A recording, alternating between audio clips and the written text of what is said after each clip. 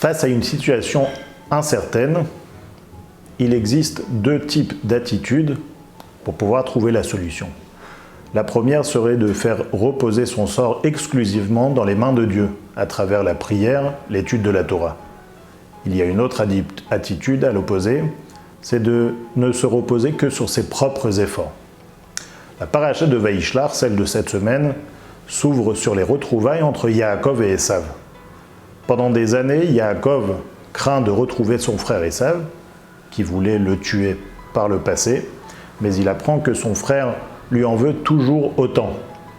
Yaakov se prépare donc aux retrouvailles, en préparant des cadeaux, des présents à présenter à son frère Esav pour apaiser sa colère, en se préparant à la guerre, mais aussi en se tournant vers Dieu à travers la prière.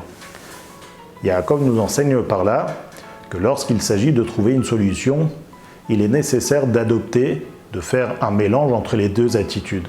La première, c'est de bien être conscient que si Dieu nous a créés dans un monde avec ses paramètres et ses limites naturelles, c'est à nous de nous efforcer et de ne pas laisser reposer notre sort exclusivement dans les mains de Dieu.